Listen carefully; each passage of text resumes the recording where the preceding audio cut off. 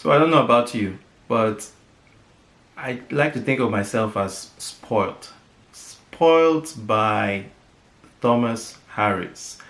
To me, the character of Hannibal Lecter is like the benchmark for any serial killer or any psychological thriller out there. And let's face it, when you watch either the series or if you're like me, you've read all the Hannibal Lecter series or books in the series, you want to look out for any book after that actually matches his sophistication, his intellect, and let's face it, Thomas Harris has a very good way of writing about Hannibal, and you maybe want to think Thomas Harris is Hannibal. So I had two choices on how to go about this ranking. I could either rank the books that we're going to talk about in this video by the sophistication of the writer's work, or the sophistication of the protagonist's modus operandi. Now, without further ado, let's get into the list. Number 4 is My Sister the Serial Killer by Oyinkan Braithwaite. And I guess you might have seen this coming. Oyinkan Braithwaite is a Nigerian writer, and My Sister the Serial Killer is a story about Korede and Ayola. It's two sisters, but one of them is a knothead, is a serial killer. The story actually talks about other things, talks about other issues other than bloodletting or bloodthirst. It's really about family, loyalty, violence, especially intimate partner violence. But however, for the purpose of this video, we want to talk about Ayola herself, who is the serial killer.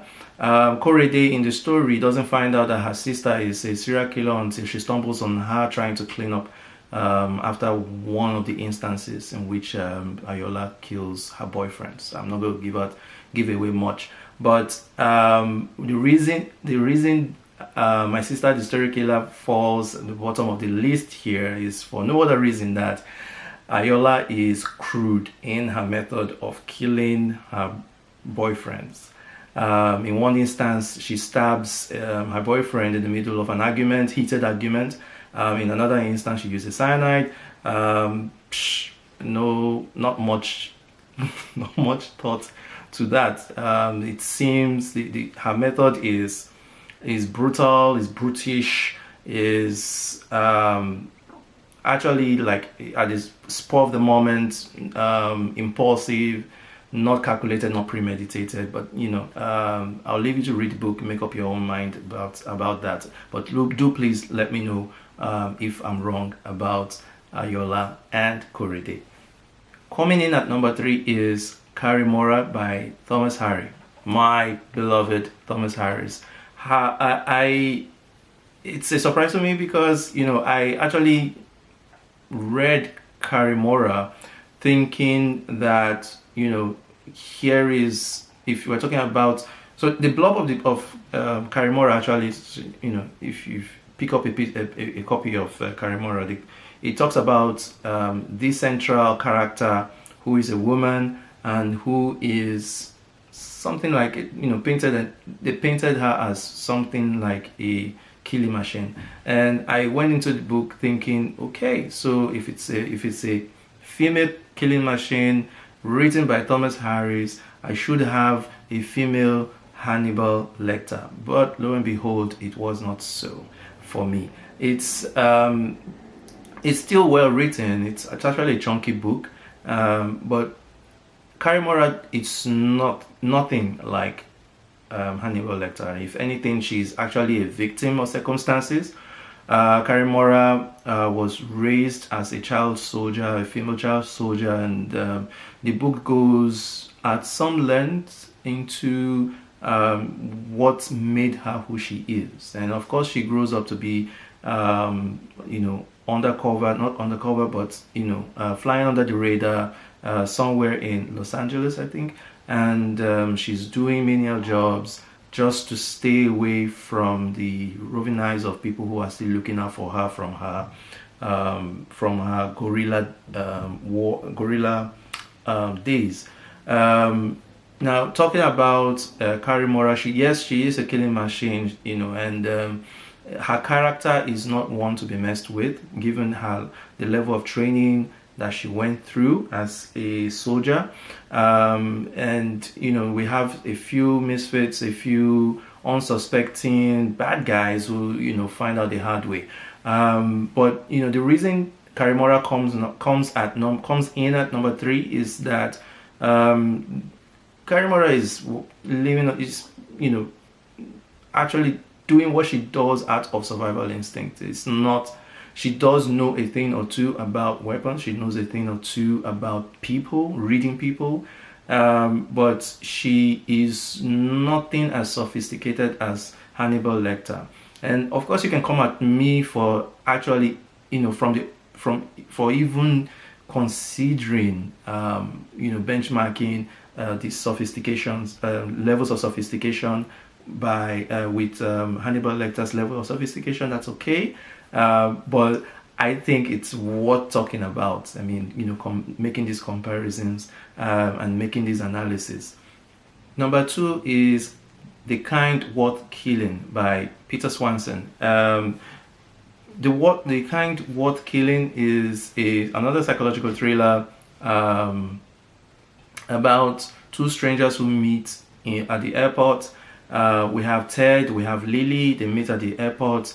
It's a little bit not so much coincidental that they do. However, you know, at their first during their first conversation at the bar, Lily asked Ted, you know, just a random question. Okay, no, one asked the other, "Oh, how are you doing?" And the other one says, "Okay, I'm fine." "Oh, you married?" "Yes, unfortunately so."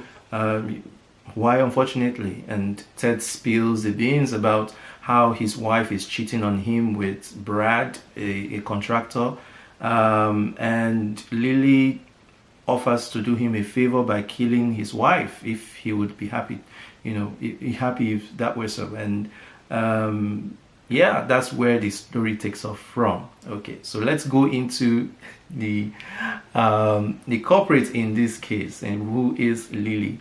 Yes, she is a serial killer. She's had a history of killing, and you know, she had her first taste, and she's mastered and honed her skill. You know, able to weave a good story, a good alibi, a compelling alibi. She's able to read people. She's also very good at covering her tracks. I think compared with the other two that I mentioned, she actually tops the rank so far, in terms of premeditation, in terms of IQ as well, because I think she's an archivist in a university, her character, and you know, the level, when you read the book, you understand why I say so, that even up to the end of the story, she's able to maintain a level of calmness even in the eye of the storm. And it's a good read as well. Peter Swanson does a very good job of, you know, weaving a story that is believable, weaving characters that are, you know, three-dimensional. There's a past, there's a present, and then leaves the future for you to decide how it would go, or wonder how it would go. So that's The Kind Worth Killing, coming in at number 2. And then we have number 1. We have A Certain Hunger by Chelsea G. Summers. I stumbled on Chelsea Summers' book A Certain Hunger just by chance. I think it was being discussed in, if I can find the video, the YouTube video, or the booktuber who mentioned it the first time and got me curious about the book, I'll leave a link in the description. However, I did stumble on it and I was happy to. A Certain Hunger is what I wish Karimora would have been. which is, you know, being written by Thomas Harris, a female contender to Hannibal Lecter. A Certain Hunger is about Danielle. Her name is Danielle, if I remember. It's I read this last year. So it was written by, I mean, the character Danielle is a food critic, but also a cannibal. Yeah, she eats humans. She eats people, or more particularly people that she kills. And the book reads very well. The book reads like how you would expect a Vogue food critic, or an Elle food critic, or a Good Living food critic to write about food, but only this time describing parts of bodies that she cuts out as a memento, and then gives us a recipe for how to make it delectable. That's crazy. But you know, if you remember Hannibal Lecter too also eats parts of people, his victims, and to some extent gives you a kind of recommends a recipe for doing so as well. If you watched a series which I loved, the series was almost faithful to the book, not quite, but it was enjoyable, just as enjoyable an artwork as the book was or is. And in A Certain Hunger, you get the same level of finesse by which Danielle kills her victims. However, maybe this would be making for a good or a proper book review in another video, but to a certain extent, and I think the book really works strong, or more than half of the way, and then, you know, kind of tumbles on its head the remainder of the way. But as far as sophistication of modus operandi by a female serial killer goes, Danielle takes the prize. Chelsea Summers really created a character that, you know, I would always remember as a close contender to Thomas Harris Hannibal Lecter as far as this selection goes. Okay, so that's 4 books that I've been able to put side by side in terms of comparing modus operandi, sophistication, finesse of 4 different female characters who are serial killers in their different contexts. However, I do have an honorable mention. Gillian Flynn's Gone Girl. In this book, we have the character Amy, who, man, you know, you talk about local, but some women that you just don't want to cross. But I loved Amy in that book. The only reason she didn't make it on this list, the only reason Gone Girl doesn't make it on this list, is because Amy is not really considered to be a serial killer. She does have a history of being manipulative, but she does not act out by killing more than one individual, or even attempting to. And so, yeah, that's my list. But please feel free to tell me if you disagree in the comments, and if you have other recommendations, I'm always happy to add to my TBR. You know, as far as this genre is concerned, psychological thrillers, and I'll be happy to comment as well.